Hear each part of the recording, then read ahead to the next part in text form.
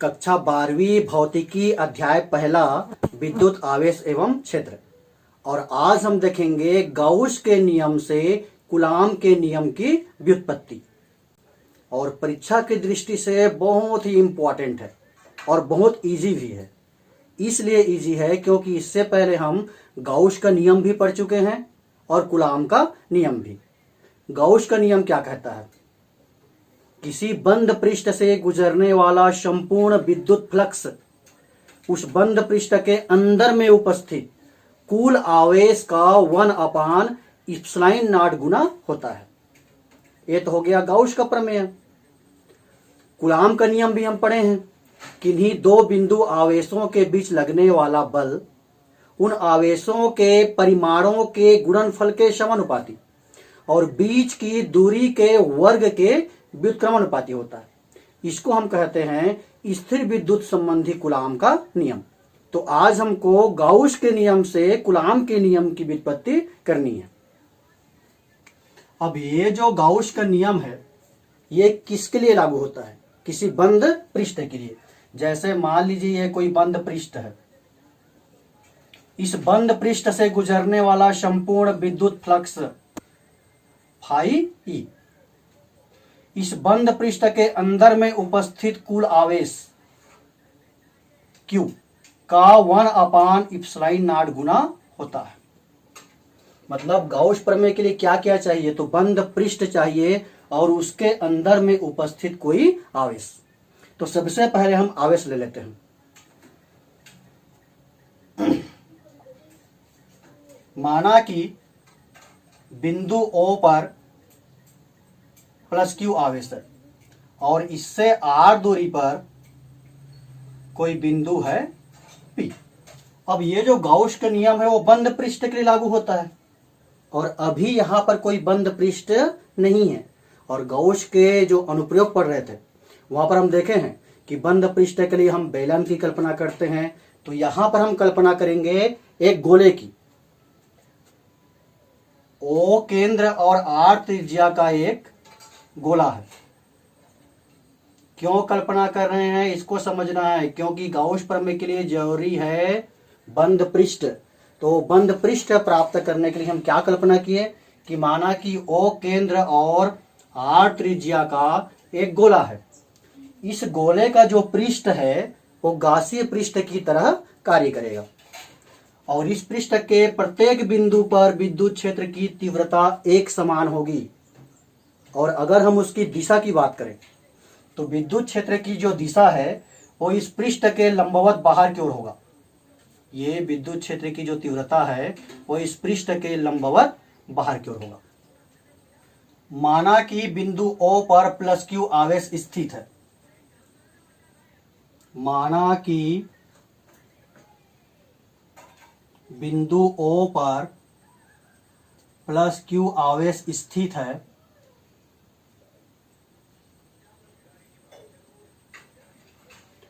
और उससे R दूरी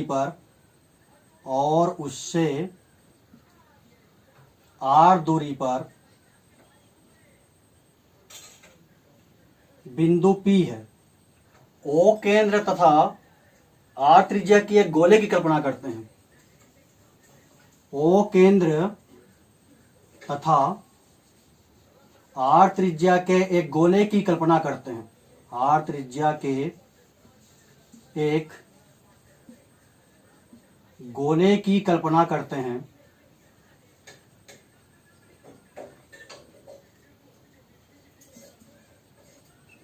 जिसका पृष्ठ गासीय पृष्ठ की तरह कार्य करेगा। जिसका पृष्ठ गासीय पृष्ठ की तरह कार्य करेगा।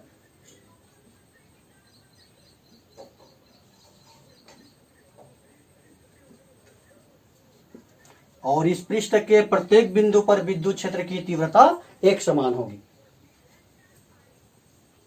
तथा पृष्ठ के प्रत्येक बिंदु पर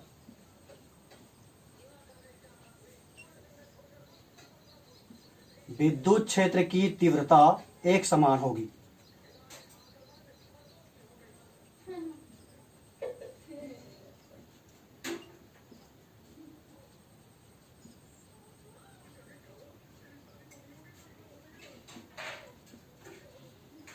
तथा दिशा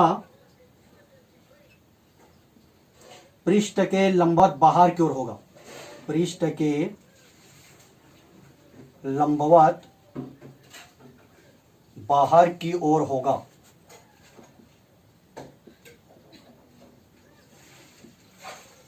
तो अब हम निकाल सकते हैं इस गासी पृष्ठ से गुजरने वाला संपूर्ण विद्युत फ्लक्स। अतः गोले के बंद पृष्ठ या फिर सिर्फ आप लिख सकते हो गासी पृष्ठ कह गए। गोले के बंद पृष्ठ यानी कि गासी पृष्ठ से गुजरने वाला संपूर्ण विद्युत फ्लक्स,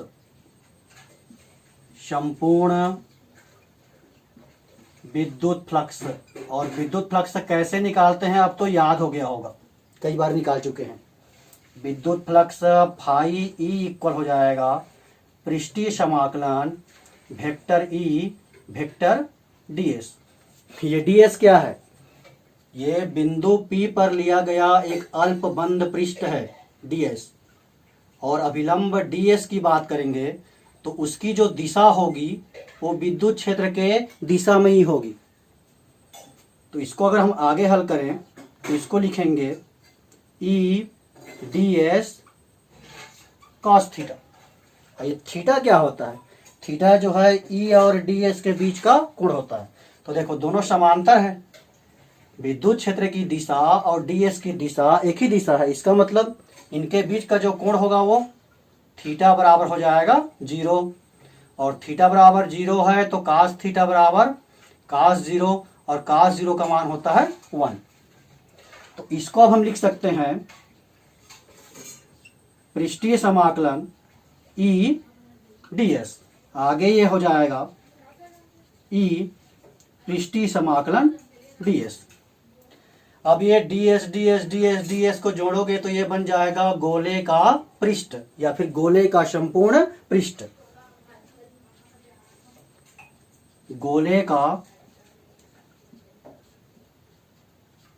पृष्ठ, और गोले के पृष्ठ का सूत्र भी हम पहले पढ़ते आए हैं। गोले के पृष्ठ का सूत्र क्या होता है? 4 पाई r स्क्वायर, 4 पाई r स्क्वायर। ये हो गया विद्युत फ्लक्स फाई ई का मान, समीकरण पहला। गॉस प्रमेय से हम जानते हैं, गॉस प्रमेय क्या होता है? किसी बंद पृष्ठ से गुजरने वाला संपूर्ण विद्युत फ्लक्स यानी कि फाई ई उस बंद पृष्ठ के अंदर में उपस्थित आवेश यानी Q का 1/ε0 गुना होता है। तो गॉस प्रमेय से हमको मिल गया Q/ε0। समीकरण दूसरा। समीकरण पहला और दूसरा की तुलना कर लो। समीकरण पहला एवं दूसरा से इसको हम लिख सकते हैं E × 4 पाई r स्क्वायर इक्वल Q/ε0, यानी कि विद्युत क्षेत्र की तीव्रता E बराबर हो गया 1/4 पाई ε0 Q/r का स्क्वायर। ये हो गया बिंदु P पर विद्युत क्षेत्र की तीव्रता। ये जो निकाले हैं क्या है? ये है बिंदु P पर विद्युत क्षेत्र की तीव्रता।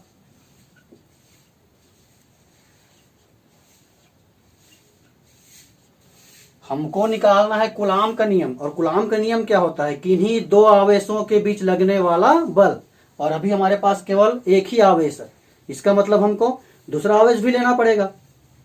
तो उसके लिए हम मान लेते हैं कि माना कि बिंदु P पर कोई परीक्षण आवेश है Q0। माना कि बिंदु P पर परीक्षण आवेश Q0 है। परीक्षण आवेश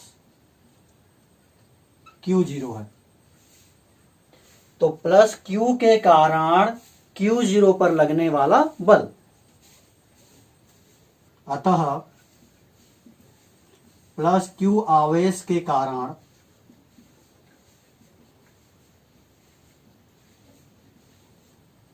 Q0 पर लगने वाला बल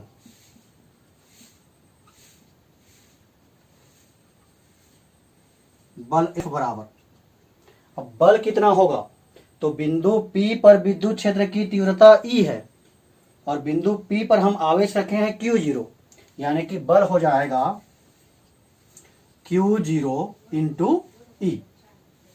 E के मान को रख दीजिए,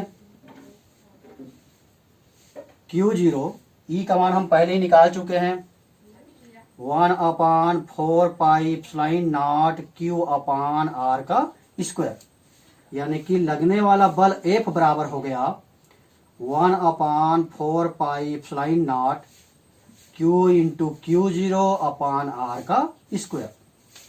तो ये हो गया कूलाम का नियम, ये है स्थिर विद्युत संबंधी कूलाम का नियम। यह स्थिर वैद्युत संबंधी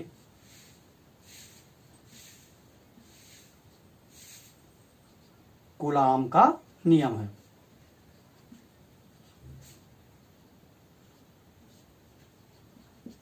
तो इस प्रकार आज हमने गाउस के नियम की सहायता से कूलाम के नियम की व्युत्पत्ति की। बहुत इजी है ना, और बहुत इंपॉर्टेंट भी है।